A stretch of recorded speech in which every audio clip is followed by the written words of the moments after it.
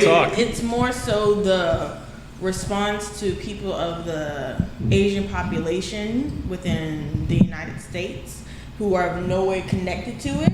There's been an uptick of more violence against it, like, oh, because you're from here, you caused this, you deserve to die. So that's why I think where the line is getting crossed, like, oh, first of all, like, okay, that would, but then now it's like people are actually killing you just because you're from there. They're like, well, if you're from there, you're bringing it home. We're like, no, I've been living up the street for like 20 years. Excuse me, as a black man, I'm gonna go ahead and sit here and say that, not to be mean to any of the Asians or anything like that, but Yeah, don't be rude, man. They run your corner stores. They run your corner stores. If you need nails or weave, they got I'm you. not going to say that because I have a lot of stuff that was made in China. Including that mic. Because it's such a direct connection between the two. But no, it's not even a real direct connection because it's the fact of the matter is that, it's not like, one person goes out there and say, hey, you look Chinese. I know you Chinese. I beat you up now. I don't think anyone goes out there and does that. The women that were killed, they just walked in, shot 6 of them. Here's my question then, right? What about all the black people that's getting caught? How come they're not fighting for us? I think that's a community problem. No, you get what I'm saying. Like they can't go when the Asian violence, they can't. I think it's above the scope. I think it's above That the scope. was way derailing. Yeah, I was about to say that's. I think that's. The Asian hate crime bill before black people got anything. I think that's above the scope of the podcast. They came in together. And I think that's like, above the scope of this episode. I think. Yeah, I was about to say. I think that's above the scope of the episode. Figure out, what is the real? Because you can't convince me that some crazy people out there punching Asians in the face, right?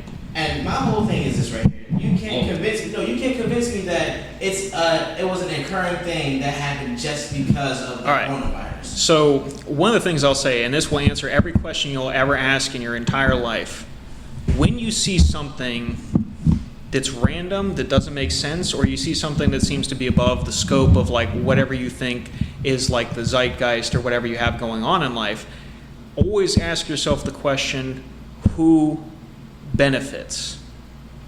Who benefits? When you see black people attacking Jews in delis, when you see people getting attacked because they're Asian, always ask yourself the question, who benefits? Why did this occur? Because someone has to benefit for something that happened. This doesn't happen organically. Like, you just don't have black people randomly running up into Jewish delis like you had in New York and just beating them to senseless. And that's the reason why I'm saying you can't convince me that these black people or white people, anybody's going to random age just beating their asses. But that's the thing, though. It's just so you look at it, who benefits? And that's what you always have to ask in these situations. What was the reason? Here's the thing. Most people don't do that. They don't think logically. They respond emotionally. So when you're calling it the Chinese flu or whatever, obviously people are going to get offended. I mean, call it the flu, but apparently French food is racist, right? So the whole thing of this being an issue is because it's going on politically right now. There's this movement where we're trying to figure out everything that's racist, eliminate it, and going back to its roots and trying to just prevent it from even happening. I mean, hence why they're changing names of school, hence why Dr. Seuss isn't a thing anymore. Listen. Hey, what's wrong with Dr. Seuss? Dr. Seuss is my childhood. Yeah. He was, but as a person who's also in the school stuff, or that one, some of his other works are like, look, this is one of those some of them are fine, but if you dive into it, it's like, you can actually get that type of stuff out of racism, out of Dr. Seuss writers. You gotta be looking for it. You can't convince me eating green eggs and ham is about killing Jews. I'm not even going to answer that one. I mean, technically, yeah, you're looking for it. But it's already you have an agenda. You have an agenda, and you're looking at specific areas, and then you're finding this out. No one cared about it until this movement started, and then everything started changing. Now I see. But it wasn't sudden though. What do you mean it wasn't? It was sudden. It wasn't sudden. They've been slowly taking it out for several years. This wasn't a thing back in 2010. This wasn't a thing back in 2010. Slowly backlisting. But however, though, the thing is right here, 2010, 2011 was not a thing. Now all of a sudden it's a thing. I think that once 2016 hit, when that big event happened in 2016, that's when everything started taking a serious change. Now don't get me wrong, beforehand we had little subtle pieces here and there. But once 2016 hit, that's when I think that, we had a whole super shift and we gotta get rid of all this bullshit. We gotta get rid of all this racism this, racism that. Because I know in 2012 is when we started getting like all this microaggression shit. We started getting fucking to the point where we can't call out a rapist for being a rapist because they might be brown skinned. And it was really wild. Well, I think that TJ had an excellent point, though. It's just that this wasn't something that, like, when you were growing up, like, you didn't think that Dr. Seuss was racist because nobody was there to tell you that Dr. Seuss was racist. You never interpreted in that way. You weren't given the framework to be able to comprehend something like that. And that's why I think that a lot of stuff that's going on in the schools now is very dangerous with that. And I think that, like, this still loops back into COVID because it's a conditioning where you see a lot of people are being conditioned to interpret the world in a very specific sort of way, and it's in a way that does not necessarily benefit the critical thinking that somebody's going to have for it. Like, when we were growing up, you'd have, like, the Dr. Seuss Day where they would have the green eggs and ham in the cafeteria. Yeah. And I personally wouldn't eat it because, my brain's, I was about to say, my lizard brain is telling me that this is obviously dyed food, but you don't eat a green egg and you don't eat green ham because that's not what a human being does, because your brain's telling you this is not, you're not supposed to do this. But I think you struck on something important there where it's just like, it didn't become something racist, at least in the general perspective, until somebody was there to tell you that it was. Yep.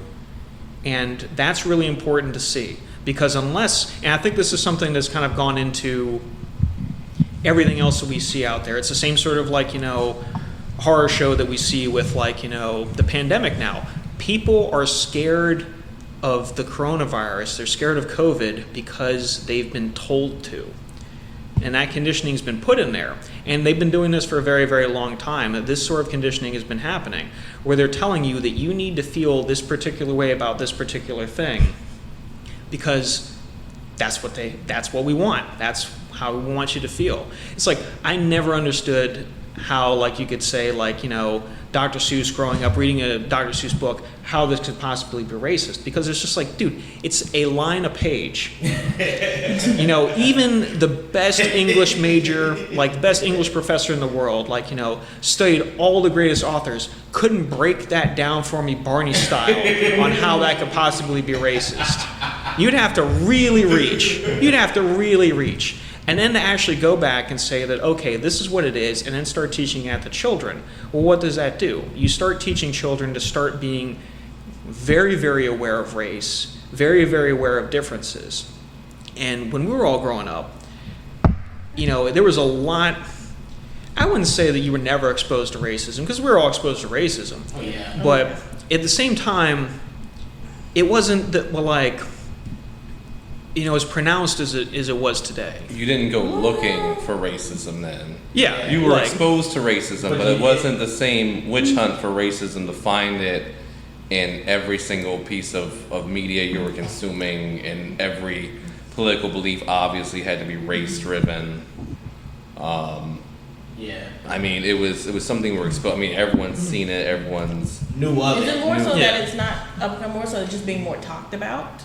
No. It was now it's like you're saying it have that's because nobody talked. No. But it was all still there and it's all still public. I wouldn't just say it wasn't talked about, because it definitely was talked about. But as the scale with social media bringing up, everybody has. No, I would say that's what I'm saying. Because everyone's falling for the agenda being pushed. Yes. It's not because it wasn't talked about. Because it was definitely talked about. But especially coming as a black boy, my mom would always tell me about one of the most hated things in America as a black man, not just that an educated black man. Mm-hmm. So on and so forth, right? So, it was definitely talked about. I had a conversation about what to do when police are around, so on and so forth. It's a fucking stupid conversation to fucking have. That's neither here nor there. Mm-hmm. But that's now interesting. Talk about it it's just more mainstream. Does that make sense?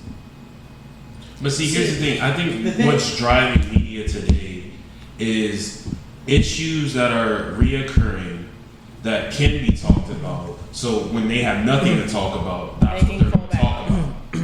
Because I feel like it's definitely heavily exaggerated, more so than it used to be, because that's the thing. That's the agenda now. Is race. It's race, equality, and being accepting of change, right? So when you don't have really anything to talk about, that's when stuff gets fabricated or really exaggerated. So like there were several crimes going on in California and other states that were being propped up as race crimes when in reality they were just random acts of violence. So you're making it so that it fits your agenda and people are driving that agenda and they're like, there's so much chaos in this world, but most of it's random, right? There's nothing different happening today that didn't happen 10 years ago. Alright, sort of like, we've all seen the Twisted Tea Man, right? Yeah. Well, Shoot, I got on my dad because I saw him yesterday. He had those, and I'm like, who are we gonna fight? But no, He had a whole pack of them in his trunk. I'm like, I've never seen you with these before. And all of a sudden, you got a whole pack. Right? but we've all seen the Twisted Tea Man, right? So we all saw Gotta how- keep it in your hand, man. we saw- Just we gotta all make sure saw it's how just the There's somebody black- wilding out the Circle K, man. You got like. right? Now everyone's got on the white boy's ass. So he's racist. That motherfucker was not racist. I'm gonna tell you right here, right now. I might be the odd one out, but fuck it, it is what it is. I've been around enough motherfuckers that say the word nigga to know that nigga did not say the word nigga in a racist way. He's used to saying that shit. He's a ghetto trash ass nigga, pretty much, right? So he's used to saying that shit. He's not saying it in a I am better than you, you are beneath me, racist. He didn't have the hard ER on it. So, like, for people to sit there and say that was racist, I can't say that was racist. That's just the way that he grew up. But it fits the script though, because it's like I was saying, the agenda. The agenda nowadays is to be the victim of everything, right? So if you can look at a situation and figure out a way to somehow be the victim, that's what's gonna happen. But hear me out though, But we right? also don't know, like, what if the black we had like he may have taken that like, oh, you were going No, against that was it. an excuse. That was an excuse. See what it was? The dude hit this nigga in the face because he kicked his fucking teeth in. He was pissed off. That was like, you kicked my fucking teeth. You want some sauce? I'm about to give you some sauce. What's good, nigga? That's how that goes, right? I mean, Yeah. That's just the way that I see I don't know. from me growing up in the neighborhoods that I grew up in, right? You just cannot convince me that he's a racist, especially when he comes out like this right here, right? Yo, nigga, I said what the fuck I want to say. Nigga, what you gonna do about it, nigga, huh? What you gonna do about it, nigga, huh? Versus, you goddamn nigga, shut the fuck up. You guys see the difference, right? Once, Very obviously channeling your Colonel Sanders.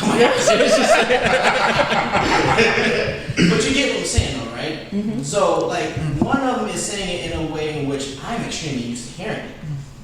The other one is saying it in a way in which I am superior, you are beneath me. I'm meaning this to insult you. Does that make any sense? Yeah, It that's the does. thing. So you're going back to nature versus nurture.